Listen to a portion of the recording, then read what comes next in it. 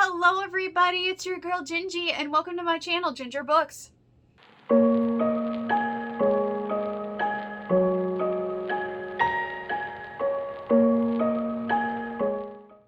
Hello everybody, it is your girl Gingy and welcome back to the channel, or welcome if you have just stumbled upon this video because you clicked on it because it said 10 book things, or what is it called again?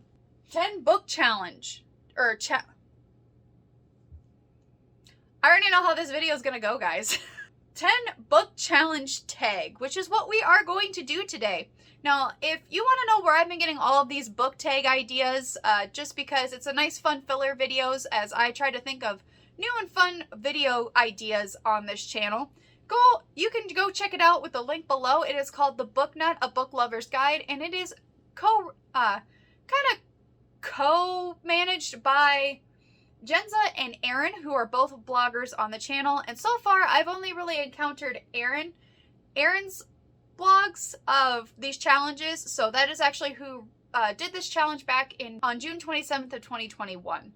The rules are for this one, and it's kind of a fun one because it's almost kind of like a scavenger hunt, but it's just whatever comes to your mind. So list 10 books that have stayed with you in some way. Do not take more than a few minutes and do not think too hard. They do not have to be the right books or great books of literature, just ones that have affected you in some way. So, and then it says, paste these instructions and tag 10 friends. Now, of course, I tag all of you guys because I don't get tagged in these just because, you know, not too particular, like, famous on the BookTube community, which is completely fine because I do like our small little tight-knit kind of family here and followers and subscribers, so that's okay. But anyways, so let's go get into the questions and my picks. All right, so the first one that said, a book that made you think. And I already thought of one, and that is Truly Devious by Maureen Johnson. I will have to say this is a book that I have in a very long time that has actually made me think because of just how beautifully Maureen Johnson just, you know, bridges the gap between the years and this cases in the wonderful way she puts it into the present, and how this story just unfurls with all of these clues leading up to the big conclusion at the end. It's really hard to try to figure out how to explain this book without giving away key information about the plot so I don't spoil you guys. So, sorry about that. It's just, I just loved it, and it made me think. It actually made me like put down the book and write down like where I think what each time the main character Stevie discovered a clue or something that kind of stepping stone to possibly the conclusion at the end of who might have done this and how the events actually unfurled.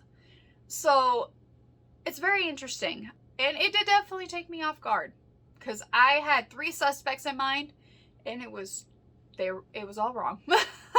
So it definitely made me think, and I really enjoyed it. A book that surprised me. So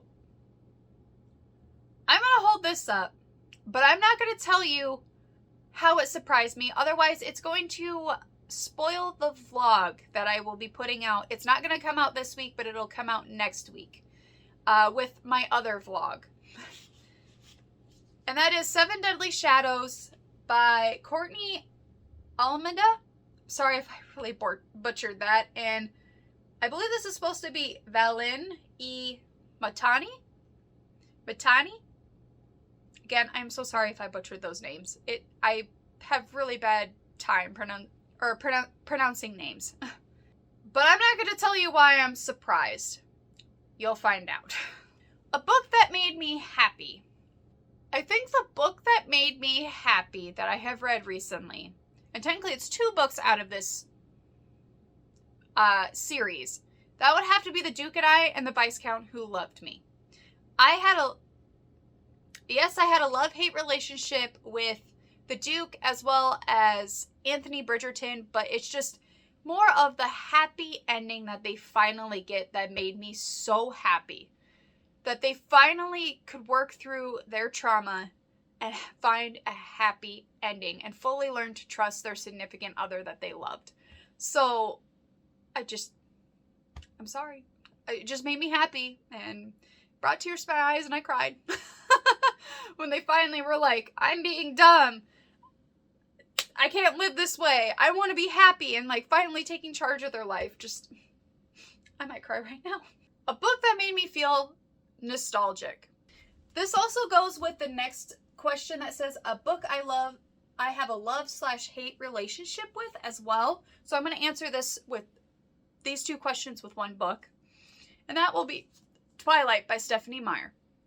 Or just the Twilight series in general. It was nice to be able to, when I did my book, as you can see my annotations, while I did my videos on rereading the Twilight saga, it felt like a trip down memory lane. Like I was in middle school reading these books for the first time, and just all the memories it brought back with friends who were also reading it at the same time, as well as going to see the movies with my friends in the movie theater. I remember going to the movie theater to see the last installment of the movies, which is Breaking Dawn Part 2, and seeing that fight scene for the first time, and it just totally or I should say it captivated me, that I totally forgot. And sorry if this is a spoiler, I suggest clicking a few seconds ahead, that it was all fake, because it was a vision of what could happen if the Volturi decided to attack the Cullens and their friends. And the whole gasp around the movie theater, because I knew what was going to happen, so when it happened, I was like, wait, what? Oh, wait, I already knew this was going to happen because I read the books. But everybody's just like, no! Like, you just heard it. Kind of like when you see those videos of, like, reactions in movie theaters and how people react. Like, that's having, like, that experience, and then also having fiance's mom and his aunt also have the same reaction and be upset about it, because we went as a group. It was my best friend, who is also my fiance's cousin, her mom, his aunt, and then his mom, and it holds a lot of nostalgic memories.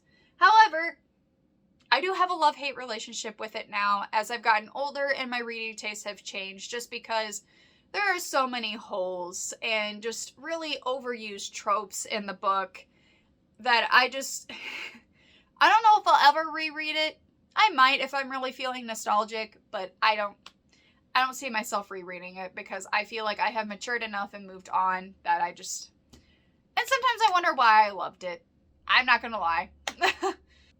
Alright, the next one is a book that I have reread the most. Again, I have to answer that with Twilight, because that is the series that I have reread the most. I reread it 3 or 4 times in middle school, tried to reread the series again in high school, but I only got past the first 2 books, and then obviously reread it for the videos. So Twilight is probably my most reread book. Next in line, I think, would be City of Bone. I've reread that 3 different times. And then challenging for 3rd place would be Sarah J. Maas's Court of Thorns and Roses series, as well as The Stalking Jack the Ripper, which is the first book in the Stalking Jack the Ripper series by Carrie Maniscalco. And I did get to Prince Dracula, so probably Prince Dracula too. I tried to do a reread, but then I kind of just stopped. Oops. No, I did not get to I did get to Prince Dracula because... Oh, wait. Okay, I just came to the realization I listened to Stalking Jack the Ripper and Prince Dracula as an audiobook, so I've actually reread those Prince Dracula twice and Stalking Jack the Ripper 3 different times. So that means Stalking Jack the Ripper ties with City of Bones, and Prince Dracula ties with the City for 3rd with the Court of Thorns and Roses series. That was really confusing. Moving on. A book that made me want to travel. I don't think a book has ever made me want to travel, because I read books to feel like I'm traveling. So, I guess you could say City of Bones series wanted me to feel like to go to New York, even though I wanted to go to New York before that. The Infernal Devices trilogy, as well as the Bridgerton series, makes me, I guess, want to go visit London, even though I've wanted to visit London. I love, just because my specialty is Victorian history. A book that gave me all the feels. Only book I can think of, and since I haven't mentioned it yet in a while, that is the 2nd installment of the Kingdom of the Wicked trilogy, and that is Kingdom of the Cursed. I'm not gonna lie, this took me through an emotional roller coaster with the main character, because so many things came to light that just turned everything into chaos, and you're just like, why, how, what is going on? But I promise you, it all kind of comes to fruition in the third book, as well as some more realizations, but it all starts to kind of connect and kind of conclude. The last question is a book I wish I didn't read. I don't think I have that, just because if I don't like a book, I DNF it. So, even though I feel like I'm going to have a book for this real soon. Yeah, just going to leave it at that. Alright, so that was the last question. Thank you so much for sticking around for this video and just kind of getting to know me again as a reader with these. I kind of love doing book tags just because you get to know me as a reader, as well as sometimes my personal choices and things and taste. Now, I may start to branch out, and maybe we do more than just book tags. Maybe we do 20 questions where it's like some of my favorite activities or hobbies or something like that. That might sound like fun.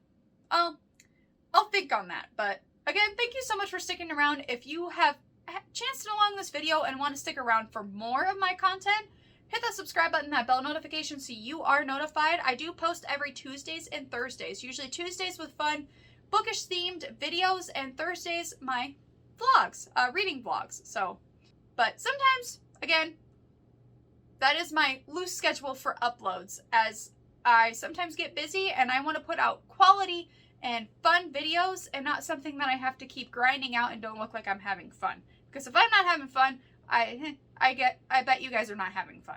Anyways, I hope everybody has a great rest of their week and you have a great start to your weekend, and I will see you in the next video. Bye!